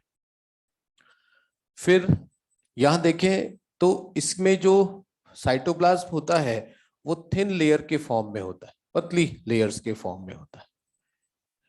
हर एक सीव सेल्स के बीच में लार्ज सेंट्रल वैक्यूल होती है, सेंट्रल वैक्यूल होती है, ठीक है। तो वेसल्स में भी क्या था, एंड पर पोर थे, और सीव ट्यूब पे भी क्या है, एंड पर पोर है। इसको हम ये सीव पोर बोलेंगे और ये सीव प्लेट हो गया। तो जो ऑब्लिक सेप्टा है इसको बोलते हैं सीव प्लेट, और ये पोर कौन से हो गए, सीव पोर, ठीक है बेटा, सीव पोर। तो ये स्ट्रक्चर हम ऑलरेडी पढ़ चुके थे फ्लोएम में। फिर आपको ध्यान रखना है जो मैच्योर सीव सेल्स होती हैं उनमें न्यूक्लियस एब्सेंट होता है। ये भी हमने आपको लास्ट क्लास में बता दिया था। अब देखिए यहां से हम किस पे आए, नंबर 2 कंपोनेंट। नंबर 2 कंपोनेंट कौन सा है, कंपेनियन सेल्स। कंपेनियन सेल्स को क्या ध्यान रखना है, कंपेनियन सेल एक स्पेसिफिक पेरेन्काइमेटस सेल्स होती है, ये वाली, ठीक है। हर एक सीव सेल से एक स्पेशल पेरेन्काइमेटस सेल्स जुड़ी होती हैं, उनको बोलते हैं कंपेनियन सेल। कंपेनियन सेल और उसके पास वाली सीव सेल की एक वॉल कॉमन हो जाती है, यानी ये वाली वॉल इनकी कॉमन हो गई। हर एक सीव सेल से एक कंपेनियन सेल एसोसिएट होती है, और इस सेल को हम क्या बोल देते हैं, इस सेल को हम क्या बोल देते हैं, कंपेनियन सेल। कंपेनियन सेल्स के पास, कंपेनियन सेल पहली बात तो लिविंग है, और हम क्या बोलते हैं, स्पेशल पेरेन्काइमेटस सेल्स होती है। इस सेल में लार्ज न्यूक्लियस होता है, इनका साइटोप्लाज्म कैसा होता है, डेंस होता है, ठीक है। इसका न्यूक्लियस इस सीव सेल्स को रेगुलेट करता है। तो nucleus of companion cells are regulate of all metabolic activity of companion cell, all metabolic activity of sieve cell as well as companion cell, ठीक है। इसके दो काम हो गए। ये दोनों सेल आपस में इंटरकनेक्टेड होती हैं प्लाज्मोडेस्मेटल कनेक्शंस के थ्रू। ये प्लाज्मोडेस्मेटल कनेक्शन, ये प्लाज्मोडेस्मेटल कनेक्शन एनसीईआरटी इनको लिखती है पिट फील्ड, ठीक है। अब कंपेनियन सेल्स का फंक्शन हमको ध्यान रखना है, इसका फंक्शन इंपॉर्टेंट है, एनसीईआरटी में भी लिखा हुआ है, अपने मॉड्यूल में लिखा हुआ है, उसको जरूर टिक करें। कंपेनियन सेल सीव ट्यूब में प्रेशर ग्रेडियंट को मेंटेन करती है। प्रेशर ग्रेडियंट बहुत जरूरी होता है फूड सब्सटेंस के ट्रांसपोर्टेशन के लिए। आपने एक थ्योरी पढ़ी होगी, मास फ्लो हाइपोथेसिस, ठीक है। ये थ्योरी आपने पढ़ी होगी, मास फ्लो हाइपोथेसिस। मान लीजिए ये कोई सीव सेल है और ये सीव पोर है, और ये क्या है, कंपेनियन सेल। ये कंपेनियन सेल, पहली बात तो जो लीफ में फूड बन रहा है वो कंपेनियन सेल्स के थ्रू ही फ्लोएम में एंटर करता है। तो इसका मतलब जब शुगर फ्लोएम में एंटर करेगी तो उसको क्या बोलेंगे, लोडिंग। तो फिर ये जो फूड बना है ये फूड कंपेनियन सेल्स के थ्रू कहां जाता है, सीव ट्यूब में। तो फ्लोएम की लोडिंग में किसका रोल है, कंपेनियन सेल का। ध्यान रखना है, ठीक है। अब देखिए, जब यहां से यहां तक का ये ट्रांसपोर्टेशन पैसिव होता है, लेकिन कंपेनियन सेल से शुगर का अंदर जाना ये एक्टिव एक्टिव पाथवे है, क्योंकि यहाँ एनर्जी कंजप्शन से कंट्रोल होता है। अब मान लीजिए शुगर जब चला गया यहाँ पर, तो शुगर का कंसंट्रेशन बढ़ गया, कंसंट्रेशन बढ़ा तो ओपी बढ़ गया, ओपी बढ़ा तो आपको पता है जाइलम वेसल्स भी पास पास होती है, क्योंकि वेस्कुलर बंडल कैसे होते हैं, कॉन्जॉइंट। तो इस जाइलम से वाटर कहाँ आ गया, यहां आ गया। वाटर यहां आ गया तो उसके एक्युमुलेशन से कौन सा प्रेशर बढ़ गया, टर्जर प्रेशर। टर्जर प्रेशर यहां इंक्रीज हुआ है जहां लोडिंग हुई है, और दूसरी जगह जहां पर कंजप्शन हो रहा है वहां टर्जर प्रेशर कम है। तो एक पॉइंट पर टर्जर प्रेशर बढ़ गया, दूसरे पॉइंट पर टर्जर प्रेशर कम है, तो इसको क्या बोलेंगे, प्रेशर ग्रेडियंट। अब जब प्रेशर बढ़ गया तो हाई टू लो जो है ट्रांसपोर्टेशन होता है, जो कि आपने मास फ्लो हाइपोथेसिस में पढ़ा है, ठीक है। अब देखिए, जब फूड ट्रांसपोर्ट हो गया तो फिर से कंपेनियन सेल्स क्या अलाउ करेंगी, शुगर को अलाउ कर देंगे, और फिर से वापस वो प्रेशर बनेगा, फिर से ट्रांसपोर्टेशन होगा। तो ये कंपेनियन सेल्स का मेन फंक्शन है, आपको ध्यान रखना है, ठीक है। अब हम किसकी बात कर रहे हैं, जिम्नो की बात कर रहे हैं। तो जिम्नोस्पर्म में हमने आपको बताया था कि सीव सेल्स सीव ट्यूब का फॉर्मेशन नहीं करती, और वहां पर सीव सेल्स इरेगुलर अरेंज होती है। जिम्नो में कंपेनियन सेल का काम करने वाली सेल को बोलते हैं एल्बुमिनस सेल। तो जिम्नो में कंपेनियन सेल का काम करने वाली सेल्स को एल्बुमिनस बोलते हैं। फॉर एग्जांपल, अगर जिम्नोस्पर्म में ये सीव सीव सेल्स यहां ऐसे हैं, ठीक है, और मैंने आपको बताया भी था कि जिम्नो में सीव सेल्स पर लैटरली पोर होते हैं। तो फिर जैसे यहां पर एक एल्बुमिनस सेल है, ये एक एल्बुमिनस सेल है, ये एक एल्बुमिनस सेल, ठीक है। तो ये कंपेनियन सेल्स का फंक्शन हो गया।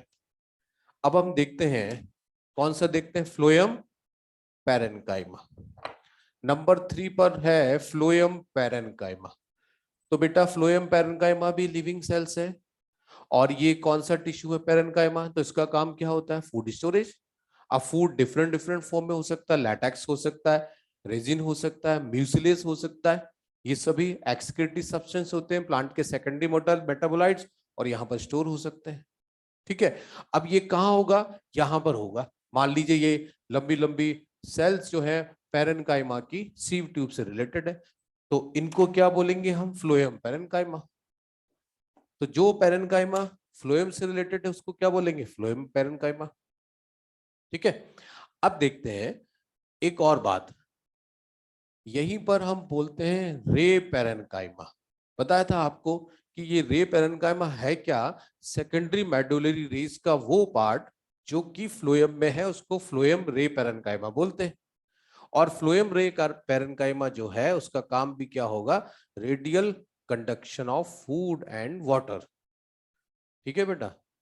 फूड वाटर का कंडक्शन, यही काम फ्लोएम का रे पैरेन्काइमा करेगा, और फूड का कंडक्शन जो है वो फ्लोएम का पैरेन्काइमा करेगा, वाटर का कंडक्शन जाइलम का पैरेन्काइमा करेगा। नंबर 4 पे क्या आता है, phloem fibre. Phloem fibre only element जो कि डेड है, और ये डेड है तो क्यों है, क्योंकि स्क्लेरेन्काइमा है ये, और इसी को क्या बोलते हैं बेटा, बास्ट फाइबर।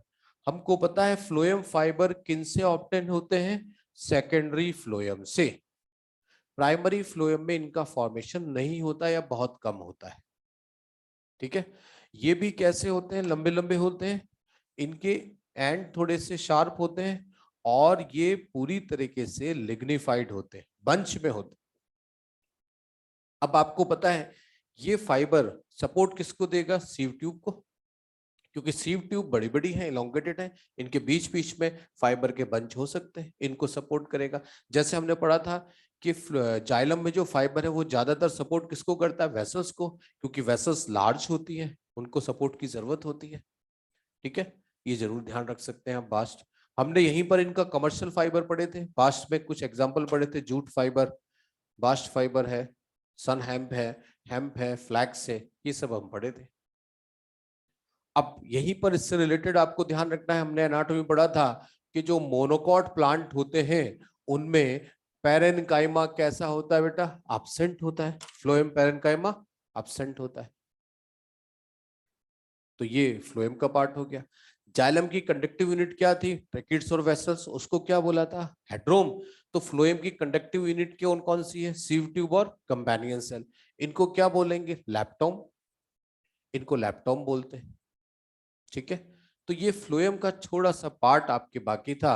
आई थिंक यही वाला पार्ट मैंने पढ़ाया था और मैंने आपको रिपीट कर दिया है ना बेटा? तो हो गया बेटा, कुछ बाकी तो नहीं है? ओके बेटा।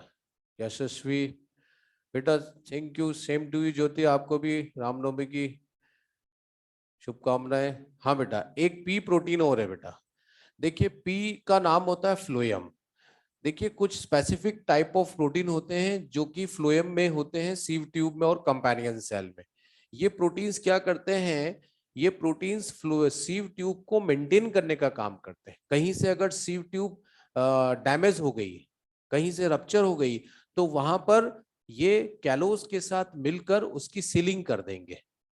ठीक है, तो इसलिए इसको सीलिंग प्रोटीन बोलते हैं और इसलिए ऐसा बोलते हैं कि फ्लोएम प्रोटीन जो है ट्रांसपोर्टेशन में भी हेल्प करते हैं। ऐसे ही आपको आपने पढ़ा होगा कि जो डेसिडुअस प्लांट है जिनमें लीफ गिर जाती हैं पर्टिकुलर टाइम पर, उन प्लांट में जो पोरेटेड एरिया होता है वहां पर कैलोस डिपॉजिट हो जाता है। कैलोस के डिपोजिशन होने से वहां कैलोस पैड बन जाता है जो कि प्रोटेक्शन प्रोवाइड करता है। क्योंकि पोर वाला एरिया अगर खुला रहेगा तो यहाँ से कोई पैथोजन एंटर कर सकता है, इन्फेक्शन हो सकता है, या फिर ये वाला एरिया सूख सकता है, ड्राई हो सकता है। तो यहाँ पर इनके ऊपर कैलोस की लेयर बन जाती है जो कि इनको ड्राई होने से बचाती है और इन्फेक्शन से बचाती है, डिफेंस मैकेनिज्म। लेकिन जो एवरग्रीन प्लांट होते हैं उनमें ऐसा नहीं होता क्योंकि उनमें पर्टिकुलर किसी ग्रोइंग सीजन में लीफ नहीं गिरती। ठीक है, तो ये वाला पार्ट था बेटा। और अगर कोई डाउट है तो मैंने आपको मेरा कॉन्टैक्ट नंबर दिया ही है बेटा। ठीक है, आप मेरे से पूछ सकते हैं। ओके बेटा, बेस्ट ऑफ लक। आपका कल एग्जाम भी है संडे को, और बेस्ट विशेस फॉर आपके नीट के एग्जाम के। आप अच्छे से तैयारी करें। मेरी तरफ से आप सबको best of luck and good luck. आप सभी का जो है लक बहुत अच्छा हो कि आप सभी स्टूडेंट जो तैयारी कर रहे हैं अच्छे मन से, उनका सिलेक्शन जरूर हो। Best wishes. Thank you very much.